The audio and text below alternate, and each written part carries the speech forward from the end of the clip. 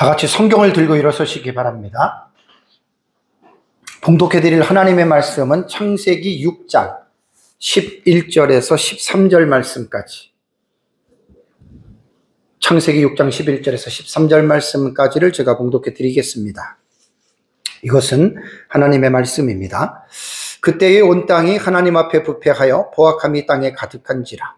하나님이 보신즉 땅이 부패하였으니 이는 땅에서 모든 혈육 있는 자의 행위가 부패함이었더라. 하나님이 노아에게 이르시되 모든 혈육 있는 자의 포악함이 땅에 가득함으로 그 끝날이 내 앞에 이르렀으니 내가 그들을 땅과 함께 멸하리라. 아멘. 네, 앉으시기 바랍니다. 오전 예배 시간에는 노아의 세 아들인 셈과 함과 야벳에 대해서 제가 여러분들에게 말씀을 드렸습니다.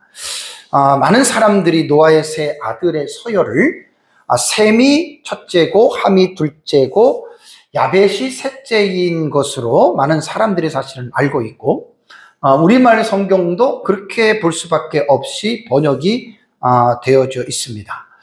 오전에 제가 여러분들에게 1시간 동안 설교를 하면서 말씀드린 것처럼 성경적으로 특히 히브리어 본문을 우리가 보면은 노아의 세 아들의 서열은 야벳이 큰형이고 둘째가 셈이고 함이 막내로 보는 것이 가장 성경적으로 올바른 해석이라고 하는 것, 여러분들이 말씀을 통해서 들어서 여러분들이 아실 것입니다. 그래서 창세기 10장 21절에서 야벳을 형으로 볼 수 있는 유일한 것이 이제 창세기 10장 21절이라 그랬잖아요. 그래서 이제 그 창세기 10장 21절에 기록된 것에서 가장 힌트를 얻을 수 있는 최고의 핵심적인 게 뭐냐면 액센트입니다. 액센트. 그래서 오전에 제가 액센트가 어떤 것인지에 대해서 여러분들에게 모음과 액센트에 대해서 조금 간략하게 그냥 개론적인 부분에서 여러분들에게 말씀을 드렸고요. 이 액센트를 활용해서 창세기 10장 21절을 보면은 분명하게 야벳이 형이다라고 하는 것을 여러분 볼 수 있다라고 제가 여러분들에게 말씀을 드렸습니다. 그래서 히브리서 10장 21절, 창세기 10장 21절을 히브리어로 보면, 여기 보면 이제 셈은, 여기 보면 나오죠? 우레셴이잖아요. 셈은. 그 다음에 이제 그 뒤에 나오는 거는 제가 뺐습니다. 자녀를 낳았다라고 하는 말은 그에게도 자녀가 출생했다라고 하는 걸 빼고, 그 다음에 이제 아비라고 하는 조상, 여기부터 에벨까지를 또 하나의 문단을 여러분 우리가 끊어야 됩니다. 왜냐하면 요 부분 기억나시죠? 아까 말씀드린 대로 요걸 정확하게 표현하면 요 표시입니다. 꺾입니다. 그냥 요게 뭐냐면 에트나흐입니다. 에트나흐, 아트나흐라고도 말하는데, 액센트의 용법에서는 이 단어 밑에 있는 에트나흐는 여기서 끊어서 읽어라. 그러니까 액센트라고 하는 것은 이제 모음 부호는 읽기에 이제 그 편한 것이 읽는 방법이고, 액센트는 문장을 해석하는데 강세도 있지만 문장을 볼 때 그 문장을 나누는데 중요한 게 여러분에게 바로 액센트라는 거예요. 많은 사람들이 이제 액센트를 잘 모르세요. 모음만 알고. 근데 이제 마소라 학파라고 주후 6세기에서 10세기 동안에 마소라에 있는 학파들이 이제 구약성경 히브리어 성경을 자음으로 되었던 것들을 이제 후손들에게 하나님의 말씀을 올바르게 전수하기 위해서 그들이 이제 모음 부호도 만들고 액센트도 만들고 강세 부호를 만들었다. 그래서 이제 마소라 본문에 보면은 그 마소라 본문에는 액센트가 다 들어가 있어요. 그래서 요 액센트의 표시, 요것도 액센트예요. 요것도 액센트고, 요것도 사실 액센트로 들어갑니다. 그래서 일단 히브리어 본문도 보면은 마소라 본문이 아닌 것에는 액센트가 없는 것들이 되게 많아요. 아예 없어요. 그래서 이제 마소라 사본의 히브리어를 보면 이 액센트가 들어가는데 요 에트나흐 여기서 문장이 셈은 하고 에벨의 조상, 모든 조상 자손의 조상이다. 셈은. 그러면서 여기서 끊으라는 거예요. 에트나흐는. 여기서 끊어라. 그리고 뒤에 나오는 아히, 예펫, 그 다음에 하카돌. 요 세 개 단어가 또 하나의 군을 형성을 하라는 거예요. 그래서 이제 중요한 거는 뭐냐면, 중요한 거는 핫가돌이라고 하는 말은 크다. 이 우리말 성경 번역 안 했어요. 이거를 번역을 안 했는데, 이 큰이라고 하는 이 가돌이 야벳을 수식하면 야벳이 형으로 번역해야 되고, 셈을 수식하면 셈이 형으로 번역을 해야 되는데, 성경을 번역하는 학자들이 우리말 성경은 100%다 셈을 형으로 하겠지만 영어 성경에서는 이제 야벳을 형이라고 한 본문들이 반 정도는 제가 볼 때는 나오는 것 같습니다. 그래서 이제 히브리어 본문을 딱 들어보면 액센트에서 분명하게 여기에서 이제 우리가 야벳이 형이라고 하는 거, 그 다음에 이제 둘째가 셈이고, 그 다음에 이제 셋째가 함으로 보는 것이 가장 성경을 여러분 우리가 올바르게 읽을 수 있는 것이라고 여러분 이해를 하셔야 됩니다. 제가 오전에도 여러분들에게 말씀을 드렸지만 우리에게는 셈이 형인지 야벳이 형인지 사실 그게 어떻게 보면 그렇게 중요하지는 않아요. 그러면 그 중요하지 않는 것을 제가 한 40분을 오전에 시간을 할애해서 설명을 했잖아요. 중요하지 않은 것을 왜 40분씩이나 설교에 3분의 1을 다 드렸느냐. 제가 목적은 이것은 지금 셈을 형으로 보느냐 야벳을 형으로 보느냐는 그냥 보는 사람들에 따라서 보는 건 난 그건 괜찮다고 봐요. 그건 그렇게 중요한 건 아니에요. 문제는 뭐냐면 성경을 해석하는 입장에서 깊이 있는 해석을 해야 된다라고 하는 사실, 이 사실을 제가 여러분들에게 강조하려고 좀 그렇게 한 겁니다. 그러니까 사본에 대해서도 제가 4개의 그 히브리 사본하고 그다음에 그리스 사본에 4개 말씀을 드리고, 그다음에 액센트 같은 거, 모음부, 사실 그 모르는 사람들이 태반인데 왜 그거를 말씀을 드렸냐면, 여러분들이 배우면 좋겠지만 목회자들도 모르는 걸 성도들이 어떻게 압니까? 특별하지 않으면 모르는 거예요. 그러니까 제가 에트나흐라고 하는 액센트를 설명하기 위해서 히브리어가 처음에 생길 때 자음으로만 구성이 되었고, 그러면서 자음에서 모음이 붙고 액센트가 붙어서 그 마소라 학파에 의해서 내려왔던 그런 부분들을 제가 간략하게 역사적인 것들을 여러분들에게 설명을 해주고, 마지막 결론은 에트나흐가 끊어 읽어라 쉼표입니다. 문장 에베르에서 끊어서, 그러면 그 다음은 새로운 어떤 그 문맥이 되거든요. 구문이 되거든요. 그렇다면 거기서 이제 야벳을 수식하기 때문에 야벳을 형으로 읽는 그것이 이제 옳다라고 하는 것, 여러분들이 꼭 기억을 하셔야 됩니다. 이제 창세기 6장에 들어와서 6장에 대한 설교를 제가 3주째 설교하죠. 창세기 6장에 들어와서는 노아 시대 상에 대해서 아주 대하여 언급을 하고 있습니다. 조금 전에 봉독해 드린 그 창세기 6장 11절과 12절은요. 앞에 있는 문맥, 지난주에 설교했던 앞에 있는 그 문맥을 다시 반복하고 있는 거예요. 그래서 앞에 있는 문맥은 6장 5절과 6절입니다. 지난주 설교를 했죠. 여호와께서 사람의 죄악이 세상에 가득함과 그 마음에 생각하는 모든 계획이 항상 악할 뿐임을 보셨다. 그래서 하나님은 땅 위에 사람 지으셨음을 한탄했다. 후회로도 번역이 돼요. 그리고 마음에 하나님께서 근심하셨다. 하나님께서 한탄하시고 근심하셨다라고 하는 것은 신인 동성론적이라 그랬죠. 신인 동성론적인 표현으로 이렇게 성경에 이제 말씀을 했다라고 하는 사실입니다. 그러면서 이제 조금 전에 제가 봉독했던 창세기 6장 11절과 12절은 5절과 6절보다는 어떻게 해요? 시간이 더 진행된 거예요. 시간이 더 진행된 거예요. 그래서 이제 5절, 6절을 할 때에는 너희의 날이 120년이 되리라고 말을 한 것은 노아 당시의 나이로 480세 정도고, 홍수까지 120년의 기간을 하나님께서 심판을 유예하셨다 그랬죠. 그 심판을 유예하신 것은 뭐냐면 믿지 않는 자들이 회개하고 홍수의 심판에서 구원받으라고 하나님께서 주시는 그 120년의 기간이라고 하는 사실입니다. 그러니까 시간은 점점 지금 흘러가는 거예요. 창세기 6장 5절 6절에서 시간은 계속해서 진행이 되면서 6장 11절과 12절에 들어와서는 그때에 시간이 흘렀습니다. 더 온 땅이 하나님 앞에 부패하여 포악함이 가득했다라고 말했죠. 그리고 하나님이 보신즉 땅이 부패하여, 부패가 두 번 나와요. 여기까지. 이는 땅에서 모든 혈육인 자의 행위가 부패함이었더라라는 말이 나옵니다. 여기서 부패라고 하는 단어가 11절에서 12절에 세 번 나오죠. 11절과 12절에 세 번이 나오는데, 그럼 부패라고 하는 이 히브리어의 뜻, 와티샤트라고 하는 이 샤트라고 하는 말이 원형이거든요. 부패라고 하는 히브리어의 뜻은 뭐냐면 멸망시키다, 파괴하다, 파멸하다, 부패하다, 이런 쪽으로 여러분 이 단어가 여러분 해석이 됩니다. 그러니까 여기서 이제 부패하다라고 하는 말은 동사를 볼 때에는 이 동사가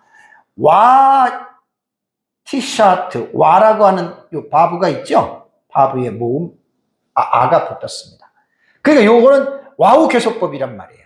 와우 계속법이라고 하는 말은 뭐냐면 앞에 있는 문장과 이어진다는 말이에요. 계속적으로 연속되는 상태고 말하고요. 그러면서 이 동사는 니팔 형태의 미완료태다, 이렇게 보는 거예요. 그럼 니팔은 뭐냐면 단순형의 중간태입니다. 중간태, 능동태, 중간태, 수동태, 히브리어도 동사가 이렇게 나가는 거거든요. 그럼 중간태의 의미는 제가 여러분들에게 강조해서 알죠. 중간태가 뭐예요? 중간태는 자기 자신을 위한 거예요. 그 행위가 자기 자신을 위해서 그 하는 행동은 능동적으로, 능동태로 해석하는 것이 여러분 이게 중간태거든요. 그럼 이 말은 뭐냐면 땅에 있는 사람들이, 온 땅에 혈육 있는 자들의 행위가 부패했다. 그러면 세상에 살고 있는 모든 사람들의 죄가 점점 하늘을 찔렀다. 그 말은 뭐냐면 그 부패한 행위를 하는 사람들이 중간태니까 자기 자신을 위해서 스스로 자원하는 마음으로 죄를 지은 거예요. 죄를 짓기 싫은데 하나님이 죄를 지라고 한 게 아니라 자기들 스스로가, 자기들이 원해서, 그러니까 하나님의 아들들이 사람의 딸들의 아름다움을 보고 자기들이 원하는 대로 파트너를 결정했죠. 여러분, 이게 중간태예요. 자신을 위한 거예요, 중간태는.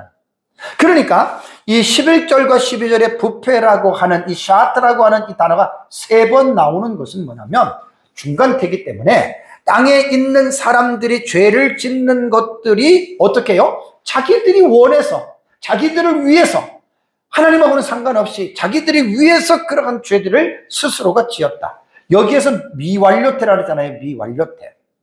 그러니까 히브리어는 동사에 시제가 없어요. 과거, 현재, 미래가 없어요. 히브리어는 동사가 완료가 됐느냐, 완료가 되지 않았느냐, 완료태, 미완료태 두 개밖에 없어요. 그런데 여기서 미완료태이기 때문에 부패했다라고 하는 11절과 12절은 다 이게 미완료태인데, 이게 뭐냐면 계속해서 그 부패하는 행위들이 진행하고 있다라는 거예요. 반복되고 있다라는 거예요. 이게 이제 미완료태의 해석입니다. 포악함이 가득하라 그랬죠. 포악함이 가득하다. 이 포악함이라고 하는 하마스는 폭력, 난폭, 부당행위, 불법, 악으로 번역이 되는 거예요. 그러니까 이런 악한 일들이 어떻게 가득했다. 와티말레, 이것도 와우 계속법이 되는 거예요. 채웠다는 거예요. 가득 차다. 충만했다. 그러니까 노아 시대 당시의 사람들의 죄악들이, 포악한 행위들이 점점 더 어떻게 해요? 풀로 차기 시작했다. 이것도 동사 말레의 분에도 보면은 와우 계속법 앞에 것과 니팔 미완료태입니다. 그럼 미완료태이기 때문에 동사가 완료되지 않냐고 과거에 계속해서 그러한 상태들이 어떻게 해요? 점점 갔다. 이것도 11절의 말씀처럼 이것도 니팔이거든요. 중간태예요. 중간태는 자기 자신을 위해서 하는 거예요. 포악한 것도, 죄를 짓는 것도, 불법을 행하는 것도 억지가 아니라 자기 스스로가 자기 자신을 위해서 죄를 짓는 거예요. 도둑질을 하거나 강도질을 하거나 간음을 하거나 자기 자신에게 유익이 된다고 하는 생각을 했기 때문에 자기 자신을 위해서 능동태로 스스로 그들이 그러한 죄를 져서 그 부패가 점점 와티말레 가득 찼다. 이것이 지금 성경에서 여러분 우리에게 말을 하고 있는 말입니다. 그러니까 여기서 니팔 미완료태라고 하는 것 여러분들이 꼭 기억을 하셔야 됩니다. 그러고 나서 이제 12절에 땅이 부패하였으니 부패했다. 요거 12절을 보시면은요. 12절은 또 달라요. 12절에 보시면 하나님이 보시기 이 땅이 부패하였으니. 자, 여기 아까 부패했다라고 하는 단어, 요게 니쉐아타란 말이에요. 네? 요게. 부패가 뭐냐면은 아까 여기 샤트라 그랬잖아요. 샤트. 그죠? 요게 이제 12절에 와서는 똑같이 부패했다인데 동사를 분해하면 니팔은 니팔인데 태가 무슨 태예요? 완료태예요. 그러니까 히브리어 동사는 완료, 미완료 두 개라 그랬잖아요. 완료라는 말은 뭐지요? 동작이 완성된 거예요. 완료, 이게 완료태예요. 그러니까 11절에서는 부패하여가 미완료태로 계속해서 그 사람들이 짓는 죄들이 점점 인크리스라 그러죠. 증가가 돼요. 중간태, 자기 스스로, 자기 자신을 위해서 이제 그들이 죄를 그렇게 졌는데 12절에 와서는 이 똑같 부패했다는 말이 완료태란 말이에요. 완료태. 그러니까 11절의 동사가 미완료태인 반면에 12절은 완료태라고 하는 말이 뭐냐면 부패의 상태가 이미 어떻게 해요? 완료됐다. 게임 오버다. 그렇게 보시면 됩니다. 참 여러분 이거 대단히 중요합니다.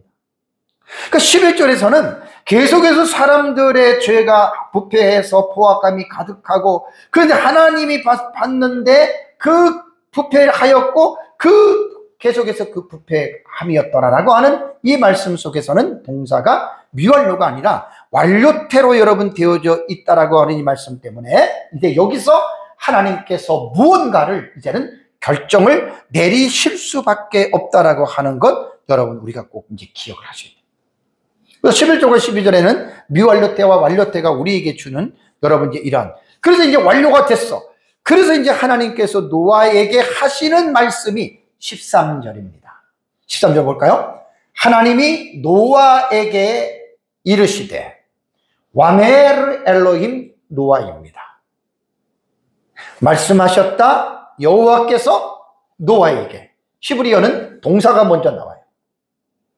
요메르 엘로힘 노아. 하나님이 노아에게 이르시되. 자, 뭐라고 하나님께서 말씀을 하십니까? 모든 혈육 있는 자의 포악함, 하마스 포악함이 나오잖아요. 이 땅에 가득함으로 완전히 찬 거예요. 완전히 찬 거예요. 가득함으로 그 끝날이 내 앞에 이르렀으니. 그래서 아까 12절에 부패하였다는 말이 뭐냐면 그것이 완료태라고 여러분들에게 말씀을 드렸죠.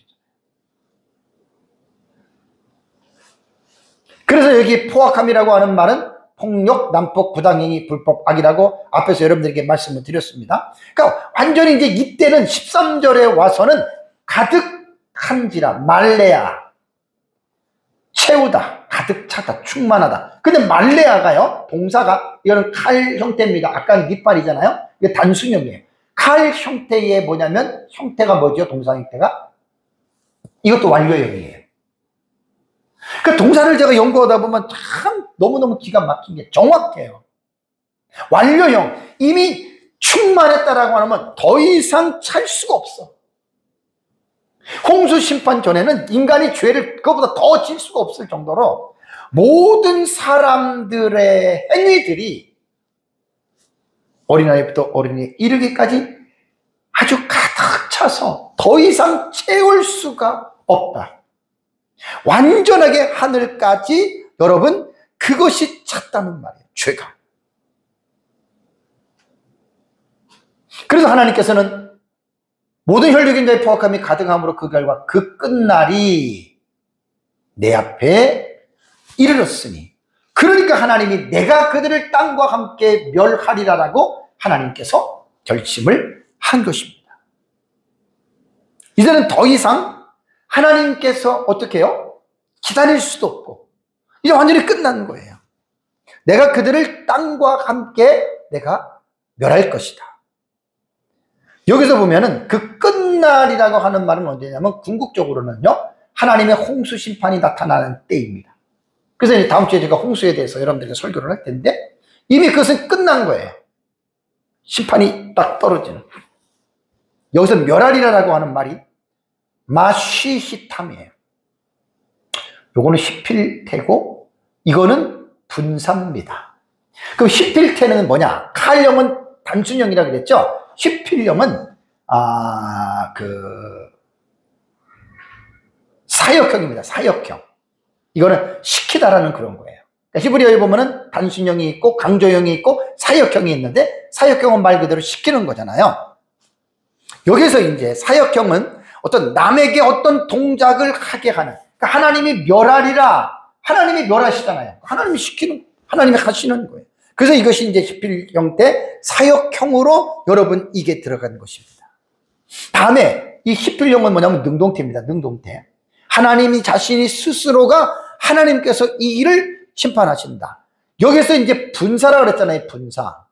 분사는 뭐냐면 이 분사는 항상 진행형이잖아요. 그러니까 내가 멸하리라 이미 말씀하시면서부터 하나님께서는 어떻게 해요? 심판하실 것을 이미 하나님께서는 진행하고 계신다는 거예요. 하나님께서. 그러고 나서 이제 진행하다가 곧 임박했음을 이제 나타내는 어떤 그러한 것들을 우리에게 말하고 있죠. 그래서 사실 히필 형태의 분사는요, 종종 어떤 의도나 어떤 행할 일, 곧 미래적인 의미로서 내가 곧 이 일을 할 것이다, 이렇게 해석할 수가 있어요. 그러니까 그 끝날이 내 앞에 이르렀으니 내가 그들을 땅과 함께 멸하리라, 이제 곧 이제 이렇게 하신다라고 하는 말입니다. 그럼 여러분, 지금 노아 시대에서 제가 6장에 들어서 지금 6시간 정도 설교를 했잖아요. 그죠? 3주 동안 설교를 했는데, 그럼 노아 시대 사람들의 죄가 이 땅에 가득했다, 포악함이 가득했다라고 했습니다.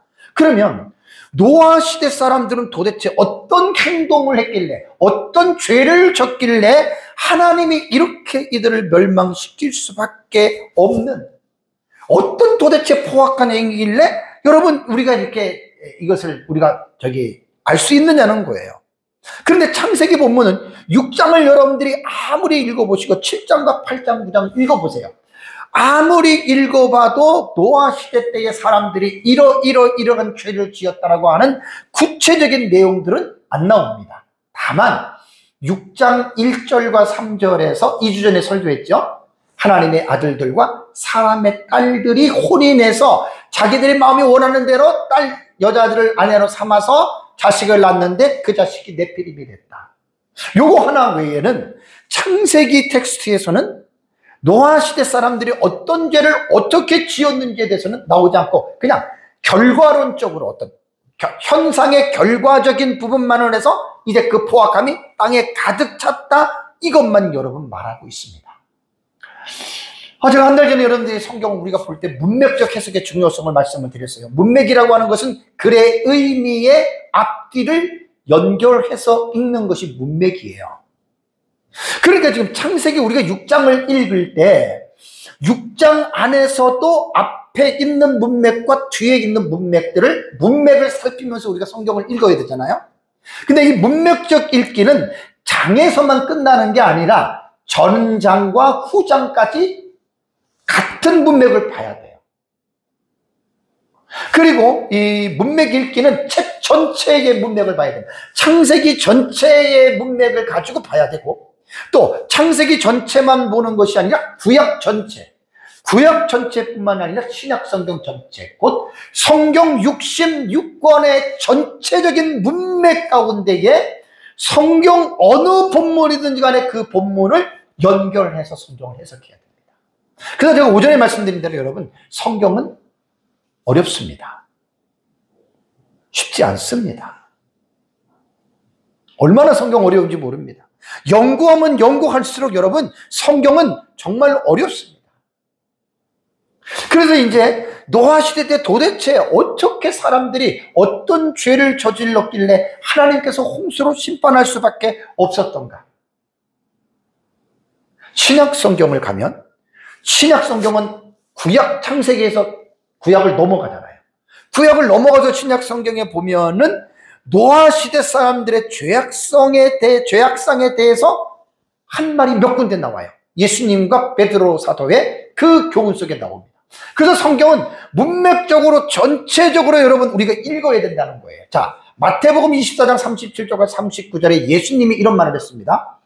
노아의 때와 같이 인자의 임함도 그러하리라 라는 말을 했습니다. 노아의 때와 같이 인자의 임함도 그러하리라. 그러니까 이 37절은요, 이게 비교 구문이잖아요. 노아의 때를 우리가 A로 보고 인자의 때를 B로 본다면 A와 같이 B도 그러하리라, 그런 뜻입니다. 그러니까 구약시대에 예수님께서 말씀하시기를 노아의 때 홍수로 멸망했던 것 같이 그 다음에 인자의 임함, 예수님의 재림이다. 인자의 임함도 노아 때와 같이 그러한 심판이 있을 것이다 라고 하는 비교 구문이에요. 37절.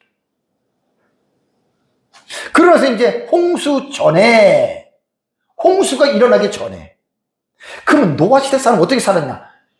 예수님 말하잖아요. 노아가 방주에 들어가던 날까지 자, 사람들이 어떻게 살았어요? 먹고 마시고 장가 들고 시집가고 있으면서. 창세기 본문에는 먹고 마시고 장가 들고 시집가고가 안 나와요. 그죠? 근데 예수님께서 그 노아 시대의 사람들의 삶의 상황, 현상들을 이렇게 지금 말씀을 하셨습니다. 물의 홍수 심판에 죽기까지 그들은 먹고 마시고 장가 들고 시집가는 삶을 살았다. 그러면서 홍수가 나서 그들을 다 멸하기까지 깨닫지 못하였으니 그 다음에 37절에 A와 B의 비교 구문처럼 인자의 임함도 이와 같으리다. 이건 B에 해당되는 거예요. A처럼 이렇게 B가 이렇게 될 것이다 라고 하는 여러분 이제 그런 말입니다. 그렇다면 사람들이 먹고 마시고 장가 들고 시집 가고, 먹었다 마셨다 장가 들었다 시집 갔다, 이 단어는 어떠한 문법적인 형태를 여러분 가지고 있을까요? 왜냐면 이게 지금 사람들의 행위를 지금 여기 우리가 말한 거기 때문에 이걸 우리는 분석할 수 있어야 돼요. 자, 원문의 분석을 보면 이렇습니다. 사람들이 먹고 마시고 장가 들고 시집 가고를 문법적으로 보면 이게 동사가 아니고 분사 구문입니다. 분사. 네 가지가 다 분사입니다. 트로곤테스예요. 그 다음에 이게 먹다라는 단어거든요. 다음에 피논테스, 마시다라고 하는 단어예요. 다음에 가문테스라고 하는 말은 장가 들어가는 것이고, 그 다음에 카이는 접속사 그리고요, 가미존테스라고 하는 말은 시집 가는 거예요. 근데 동일하게 이 네 가지의 분사가 현재 능동태입니다. 참 신기한 거죠. 그러니까 이 분사로 해석을 하면 이게 현재 능동태이기 때문에요. 현재 능동태이기 때문에 사람들이 먹고 있었으며 마시고 있었으며 장가가고 있었으며 시집 보내고 있었다. 이렇게 왜? 분사 현재이기 때문에. 능동태잖아요. 능동태는 뭡니까? 그들 스스로가 자원해서 먹고 마시고 시집가고 장가간 거예요. 먹기 싫은데 억지로 먹고 마시고 싫은데 억지로 마신 것이 아니라 능동태이기 때문에. 그러니까 노아 시대에 아까도 여러분들에게 말씀을 드렸잖아요. 능동태란 말이에요. 그 중간태라 그랬죠. 중간태. 노아 시대 때는 여러분 그것이 부패했다라고 하는 말이 그게 니팔태라 그랬잖아요. 그 중간태란 말이 중간태. 자기 자신을 위해서 스스로 그들이 부패해진 거예요. 그리고 똑같잖아요. 구약시대에 부패했다라고 하는 말이 중간태이면서도 예수님께서 그들의 삶을 묘사한 것이 먹고 마시고 장가들고 시집가고가 능동태, 이게 분사로 볼 때는 똑같은 그러한 의미를 가졌고 그들 스스로가 그러한 죄를 여러분 졌다라는 말입니다. 그래서 현재 능동태는요, 한 번의 행위가 아니에요. 계속해서 지속적으로 그러한 행동들을 반복적으로 그러한 일을 했다는 거예요. 아까 11절에 부패했다라고 하는 말이 미완료태라 그랬죠. 12절에는 완료태라 그랬죠. 미완료태는 계속해서 진행하는 점진적인 상태입니다. 땅에 있는 많은 사람들이 점진적으로 계속해서 부패하고 악을 행하는 하마스가라고 하는 포악함이 계속해서 인크리스란 말이에요. 점점 증가되고 죄를 짓다가 보니까 12절에 와서는 어떻게 됐어요? 부패함이었다가 완료태로, 칼 완료태로 하나님이 이미 그들은 끝났어. 딱 정리를 한 거예요. 문법적으로 봐도 참 이게 너무 맞는 겁니다. 그래서 예수님께서 묘사하신 것으로 볼 때는 분사 현재 능동태로서 계속해서 노아 시대에는 멸망할 때까지, 그러니까 여기 보면은 시집가고 있으면 홍수가 나서 그들을 멸하기까지 깨닫지 못했어요. 노아의 방주에 어떻게 해요? 여기 보면은 들어가던 날까지입니다, 여러분. 들어가던 날까지. 그래, 자기들이 죽는지도 모르는 거예요. 들어가는 날까지 계속 먹고 마시고 장가가고 시집가고 계속해서 점진적으로. 그래서 하나님이 볼 때 부패했다. 아까 창세기 6장 12절에는 완료태로. 그럼 여기에서 사람들이 음식을 먹고 마시고 장가가고 시집가는 것이 여러분 잘못된 겁니까? 여러분, 우리 지금 먹고 마십니까? 안 합니까? 그리고 우리 자녀들이 시집가고 장가갑니까? 안 갑니까? 가잖아요. 그럼 여기에서 두 가지를 우리는 생각할 수가 있어야 돼요.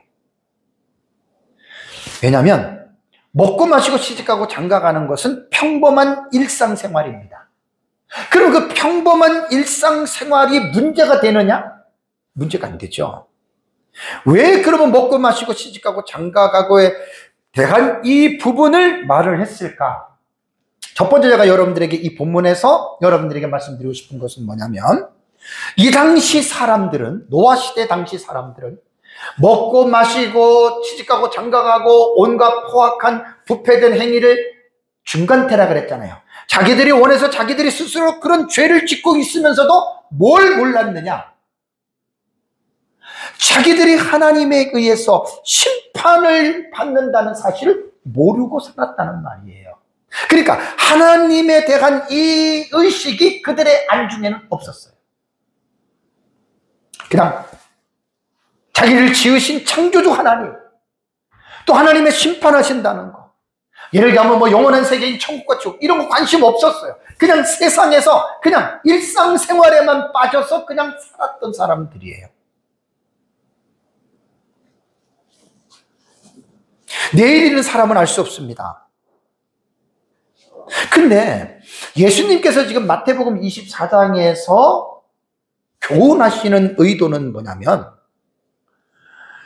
노아 시대의 홍수 사건이 과거의 팩트란 말이에요. 실제적으로 있었던 사건이란 말이에요. 예수님이 하시고자 하는 말씀의 의도는 과거적인 사건보다, A보다는 B에 대한 부분을 강조하고자 하는 거예요. 인자의 임함, 곧 예수님의 재림에 대해서 그것을 예수님은 강조하기 위함이에요. 왜 그러냐면, 예수님은 초림으로서 메시아로서 세상에 오셨고, 초림으로 오신 메시아께서 뭘 강조하셨냐면 인자가 다시 오리라고 하는 재림, 세컨드 커밍에 대해서 예수님은 강조하셨죠. 예수님 당시만 하더라도 사람들이 예수님이 어떤 분인지 잘 몰랐어요.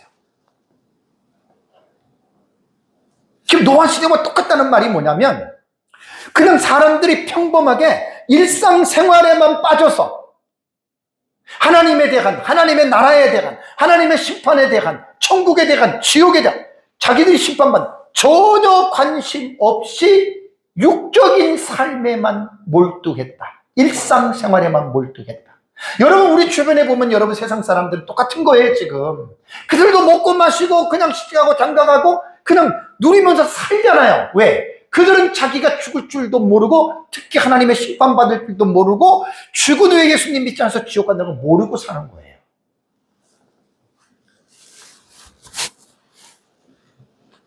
그래서 먹고 마시고 시집가고 장가 들고 해서 우리가 이 부분을 통해서 우리는 예수님의 재림을 여기서 한번 다시 상기할 필요가 있습니다. 그래서 성경을 보면 예수님의 재림이 어떻게 임해요? 갑자기 예수님께서 재림하신다 그랬죠. 그럼 예수님이 재림하면 어떤 일이 일어납니까? 자, 노아 시대에는 노아의 8명의 가족과 동물들이, 곤충들이 들어가서 나서 비가 와가지고 그 비에 홍수의 물에 전부 다 수장돼서 죽었잖아요. 그럼 예수님께서 재림하시면 도대체 어떤 일이 일어날까? 이걸 사람들이 모르는 거예요. 자, 베드로후서 3장 6절과 7절을 보면은 이로 말미암아 그때에 세상은 물의 넘침으로 멸망하기. 이게 지금 베드로가 노아 시대에 물로서 홍수로 심판받은 사건을 상기시켜 주면서 이제 베드로가 말하고자 하는 요지는 여기에요. 하늘과 땅은 그 동일한 말씀으로 불사르기 위하여 보호하신 바 되어 불로써 세상을 하나님이 사르겠다. 그래서 경건하지 아니한 사람들의 심판과 멸망의 날까지 보존하여 두신 것이다. 그러니까 여러분, 우리 세상을 지금 어떻게 봐야 되냐면, 우리가 지금 보고 있는 이 하늘과 땅 있잖아요. 여러분, 이거 지금 심판날까지 지금 하나님이 보존하여 두시라는 겁니다. 근데 세상 사람들은 이걸 알아요, 몰라요? 모르잖아요. 노아가 7, 80년 동안 방주를 졌어요. 그래서 노아는 방주를 지으면서 사람들에게 하나님이 당신들을 물로 심판할 것이라고 얘기를 했지만 사람들은 그 말을 듣지 않았어요. 마음에 두지 않았어요. 저 노인네가 정신 나갔네, 무슨 우리를 심판해.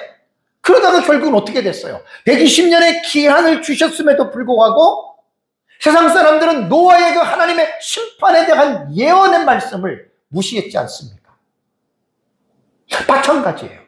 지금도 우리는 세상 사람들에게 뭐라고 전해야 되냐면, 노아 시대의 홍수로서 심판받은 것과 같이 지금은 하나님께서 불심판을 내리시기 위해서 잠깐 동안 지금은 구약시대 120년 동안인 것처럼 유예하고 계신다. 그러니까 당신들은 불심판을 받지 않기 위해서는 예수님을 믿고 회개하고 당신들은 구원받아야 된다. 우리가 이걸 전해야 되는 거예요.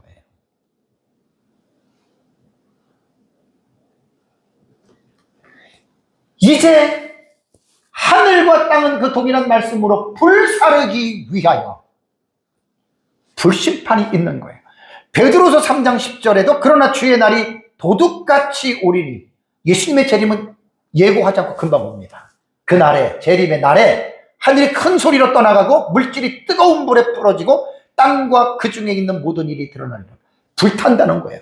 베드로서 3장 12절에도 하나님의 날이 임하기를 바라보고 간절히 사모하라. 예수님의 재림을 바라보고 사모하라는 거예요. 불신자들이 이 말이 무슨 의미인지 모르겠지만 하나님을 믿는 그리스도인들은 늘 예수님의 재림을 간절히 바라보면서 사모해야 됩니다. 교회는 예수님의 재림을 사모하는 공동체예요. 그날에, 예수님의 재림의 날에 하늘이 불에 타서 풀어지고 물질이 뜨거운 불에 녹아지려니와. 하나님께서 마지막 때에 예수님 재림 이후에 이렇게 불로 심판하는 거예요. 계시록 16장 7절에서 21절까지는 17절입니다. 일곱째 천사가 대접을 쏟음에, 이게 일곱 번째 대접이에요. 큰 성이 지구예요. 세 갈래로 갈라지고 만국의 성들도 무너진, 이게 일곱 번째 대접이 이 세상에 불심판을 받는 것을 표현하는 거예요. 노아 시대 사람들이 하나님의 심판을 인지하지 못하고 살다가 홍수가 나서 자신들이 심판을 받으면서까지 알지 못했다는 것, 이게 이제 예수님의 말씀 속에서 하나의 키워드로 우리가 생각할 수가 있습니다. 그래서 마태복음 24장 37절에도 노아의 때와 같이 인자의 임함도 그러하리라. 누가복음 17장 26절에도 노아의 때에 된 것 같이 인자의 때에도 그러하리라. 누가복음 17장 30절에도 인자가 나타나는 날에도 이러하리라. 명심하시기 바랍니다.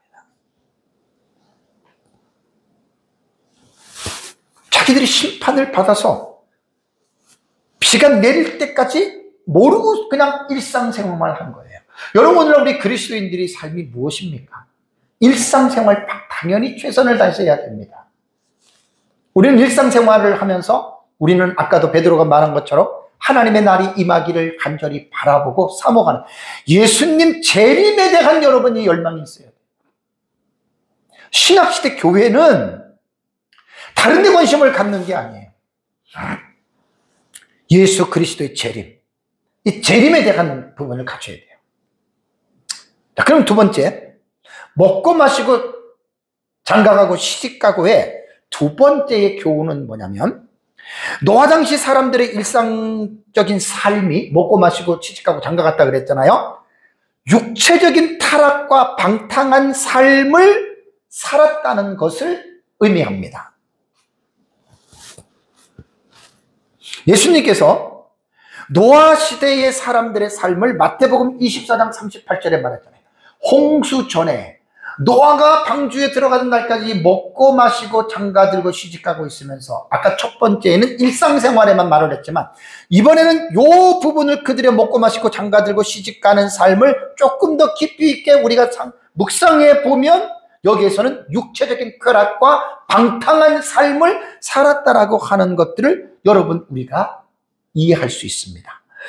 노아의 홍수와 같이 구약시대의 소돔과 고모라 성이 불의 심판을 받을 때 누가복음 17장 28절 29절을 보면 예수님께서는 또 하나의 그 시대의 상황을 말하죠. 롯의 때와 같다. 예수님 재림도 롯의 때와 같다는 거예요. 그러면서 롯의 때를 어떻게 말하냐면 사람들이 먹고 마시고 사고 팔고 심고 집을 짓더니 롯이 소돔에서 나가던 날에 하늘로부터 불과 유황이 비오듯하여 그들을 멸망시켰느니라 라는 말이 나옵니다. 그러니까 소돔은 어떤 성입니까? 뭐 물질이나 쾌락이나 어떤 이런 것들은 뭐 그야말로 부패된 거는 마찬가지인데, 여기서 하나 소돔에 멸망한 것 중에서 우리가 그 천사와의 관계를 볼 때 성적으로 아주 문란한 그러한 도시였습니다.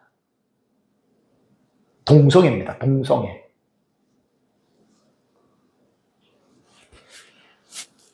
그러니까 노아 당시에, 그러니까 이제 결국은 뭐냐면, 제가 지금 롯의 때보다는 홍수 전에 먹고 마시고 장가들고 시집가고 있다라고 하는 이 말씀 속에서 육체적인 타락과 방탕한 삶을 살았다라고 하는 것, 이거를 우리는 충분히 끄집어낼 수가 있어야 되는 거예요. 말 안 해도 당연한 거예요.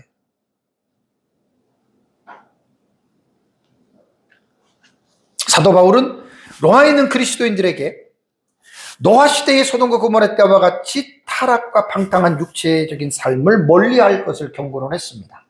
자, 로마서 13장 13절 14절에 보면 낮에와 같이 단정히 행하고 방탕하거나 술 취하지 말며 음란하거나 호색하지 말며 다투거나 시기하지 말고 오직 주 예수 그리스도로 옷 입고 정욕을 위하여 육신의 일을 도모하지 말라라고 말을 했습니다.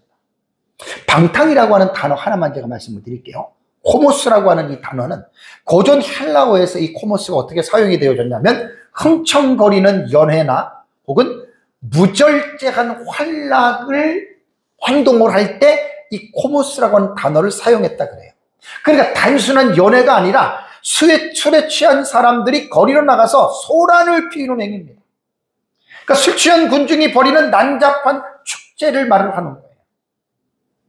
이게 이제 방탕이라고 하는 코모스가 고전 헬라어에서 이런 용도로 사용이 되어졌는데, 바울이 로마서 13장에서 사용한 이 방탕은 도덕적으로 타락하고 방탕함은 한 의미로서 사용을 했다라고 하는 것, 여러분 우리가 기본적으로 먼저 이해하시기 바랍니다.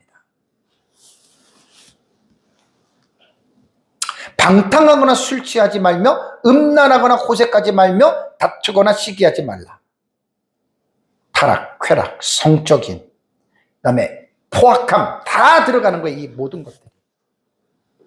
육체적인 정욕과 세상의 쾌락입니다. 바울은 이렇게 하지 말라는 거예요. 누구에게? 그리스도인들에게. 우리는 이렇게 살아가지 말라는 거예요. 왜 여러분 그리스도인들이 이런 삶을 살면 안 됩니까? 왜 그리스도인들이 방탕하거나 술 취하고 음란하고 호색하며 다투거나 시기하고 육신의 일을 하는 것을 왜 하나님이 하지 말라고 하는 줄 아십니까? 그것은 그리스도인들은 본질이 달라요. 우리는. 예수님을 믿는 우리는 본질이 세상 사람들과의 다릅니다. 세상 사람들은 육체에 속해 있고 우리 그리스도인들은 영에 속해 있습니다. 영에. 그것이 로마서에 보면은 바울은 로마서 8장 9절에 만일 너희 속에 하나님의 영이 거하시면 이라는 말씀을 하죠.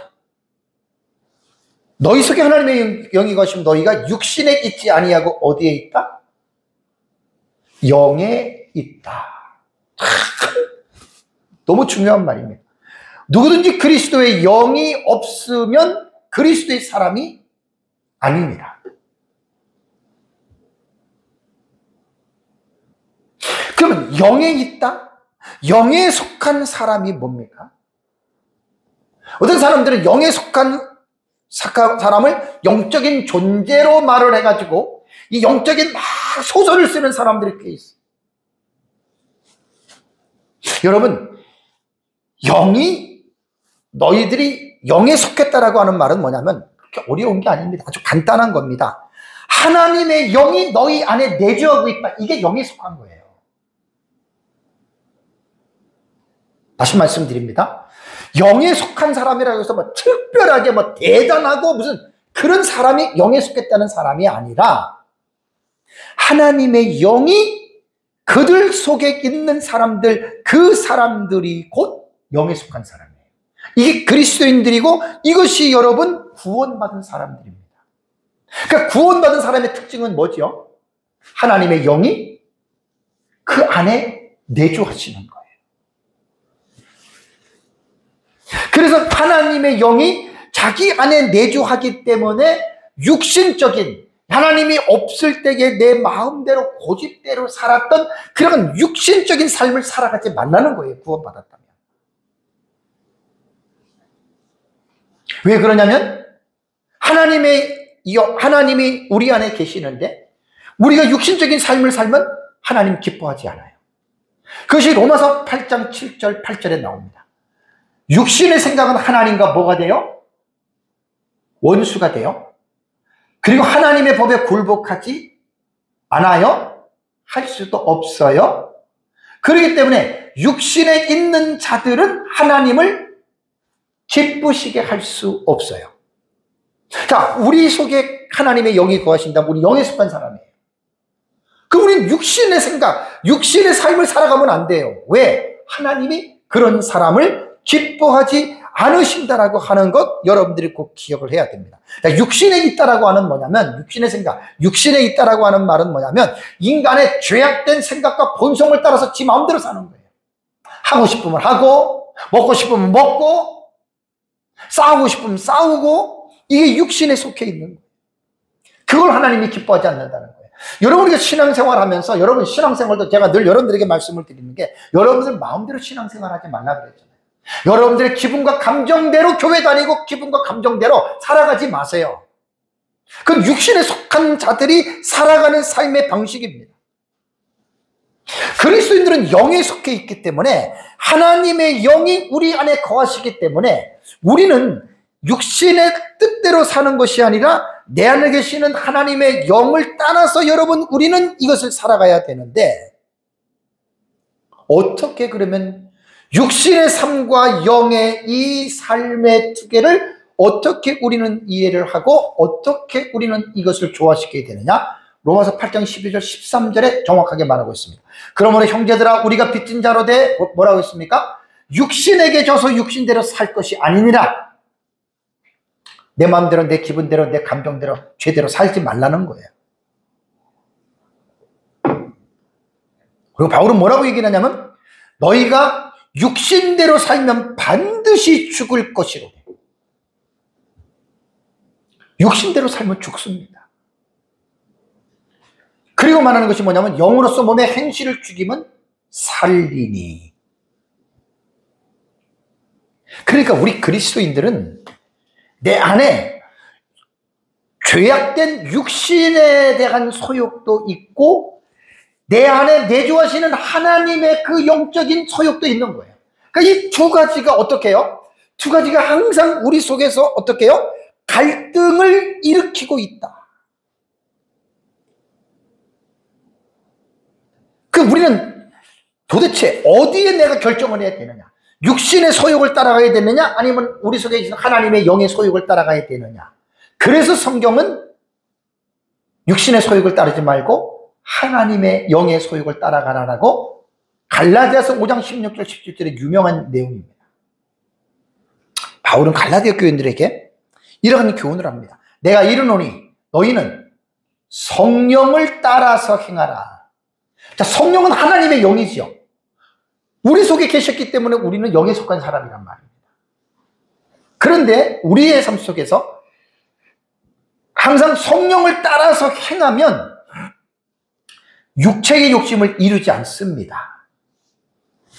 육체의 욕심은 뭐라 그랬죠? 죄악된 인간의 본성, 내 기분, 내 감정, 내 뜻. 그러면서 바울은 인간 속에 내재하고 있는 영적인 갈등을 아주 실감나게 말합니다. 육체의 소욕은 성령을 거스리고 성령은 육체를 거스르나니라는 말을 했습니다. 그 다음에 육체의 소욕과 성령의 소욕은 이 둘이 어떻게 해요? 서로 대적하는 거예요. 그래서 서로가 원하는 것을 못하게 하는 거예요. 가만히 생각해 봅시다. 내 안에는 지금 육체의 소욕은 한 잔 술 먹어, 도박해, 예를 들면 이런 소욕을 디자이어, 욕망을 준다면 내 안에 계시는 성령의 영은, 하나님의 영은 안 돼. 너 그렇게 하면 안 돼. 해야 돼. 말아야 돼. 두 가지가 서로 어떻게 해요? 대적하잖아요. 여러분, 이게 우리 그리스도인들의 일상입니다. 그래서 서로가 원하는 것을 하지 못하게 하는 갈등의 삶을 계속해서 끊임없이 여러분, 이것이 우리 삶 속에서 이러한 고통들이 우리 안에는 계속해서 여러분 이것이 이루어지고 있다라고 하는 사실이에요. 그래서 여러분, 아까 여러분들의 그 말씀대로 육신대로 살면 반드시 죽을 것이로되, 여기서 인간의 책임이 있는 거예요. 영으로서 몸의 행실을 죽이면 살리니. 저와 여러분들이 육신적인 삶을 사느냐 영적인 삶을 사느냐는 누가 결정해요? 여러분들 스스로가 결정하는 거예요. 아, 나는 죄를 짓기 싫었는데 하나님이 죄를 짓게 했다? 말도 안 되는 소리잖아요. 거듭난 사람은 이미 영에 속한 사람이기 때문에 우리 안에 하나님의 영이, 성령이 계세요. 그리고 죄악된 옛 습성도 우리 안에 있어요. 이 두 가지가 늘 싸우는 거예요. 늘 싸우는 거예요. 가정에서, 부부관계, 부모와 자식 간에, 교회에서, 직장에서, 사회에서 사람을 만날 때, 죽을 때까지 인간 속에서 육신의 디자이어와 성령의 디자이어, 이 소욕이 계속해서 싸우는 거예요. 서로가 하는 것을 못하게 하도록. 그래서 성령에 속한 사람들은, 영에 속한 사람, 하나님의 성령에 속한 사람들은 바울이 로마서 8장 12절과 13절에 이렇게 말을 했습니다. 그러므로 형제들아, 우리가 빚진 자로되 육신에게 져서 육신대로 살 것이 아니니라. 거듭난 사람은 육신대로 살면 안 돼요. 근데도 우리가 그렇게 살잖아요. 그건 우리가 부족하고 연약해서 우리가 그렇게 육신의 삶을 사는 거예요. 그래서 너희가 육신대로 살면 반드시 죽을 것이다. 다시 기억하십시오. 인간의 힘으로 힘들지만 영으로서, 하나님의 영으로서 몸의 행실을 죽여라. 그러면 산다.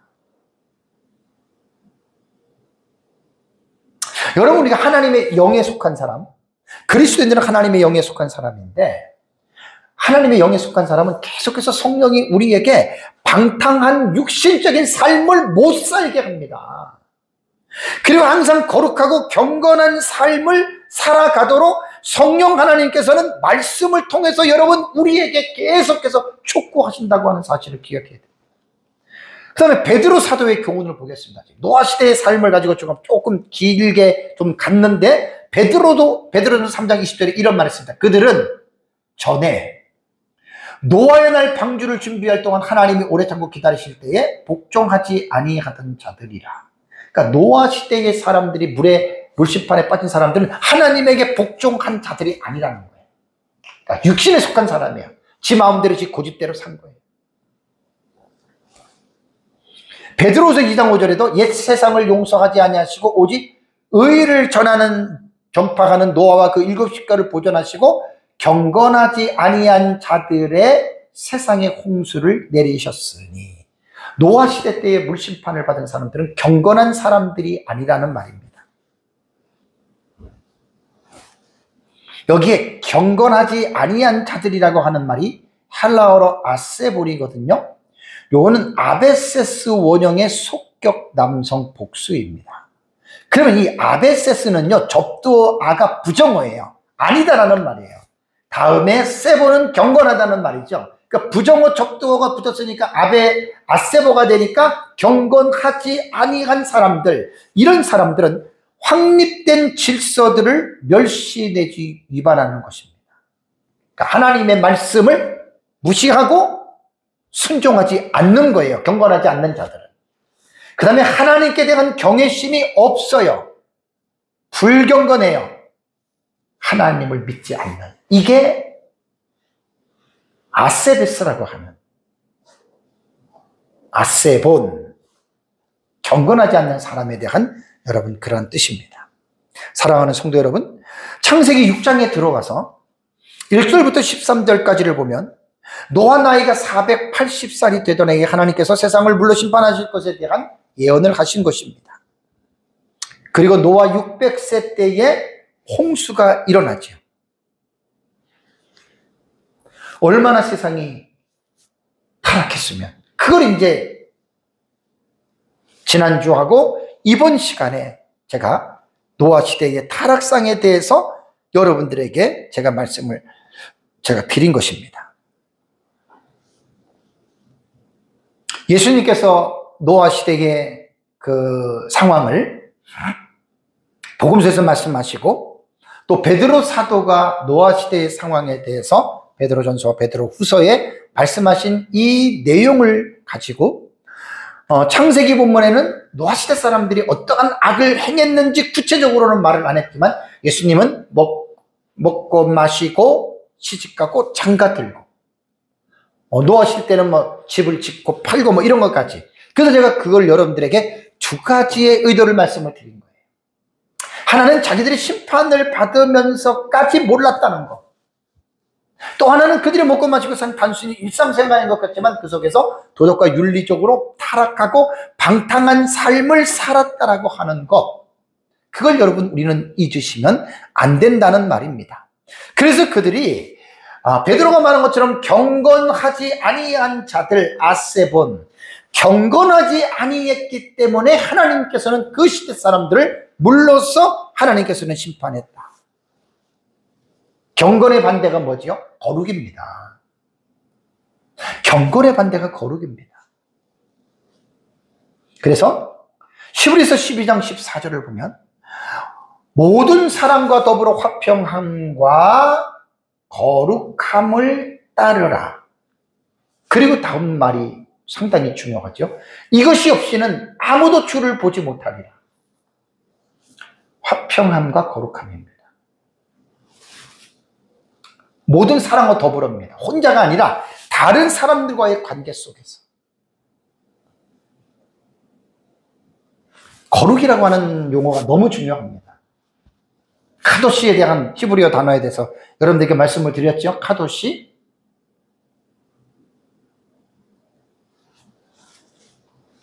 구분하는 거예요. 분리하는 거예요. 죄로부터. 계시록 22장 8절에도 그러나 두려워하는 자들과 믿지 않은 자들과 흉악한 자들과 살인자들과 음행하는 자들과 점술가들과 우상숭배자들과 거짓말하는 모든 자들은 불과 유황에 타는 못에 던져지리니 이것이 둘째 사망이라. 거룩하고는 정반대에 대한 여러분 이 내용의 말씀밖에 없잖아요. 거룩하고는 전혀 상관이 없는 단어들이에요. 이러한 삶을 살았기 때문에 그들이 지옥 간다. 왜? 그들 속에는 하나님의 영이 안 계시잖아요. 그리고 육신에 속한 자들이 되는 거예요. 거기에 비해서 우리는 영에 속한, 그리스도의 영이 거하지 아니하면 그리스도의 사람이 아니라 그랬잖아요.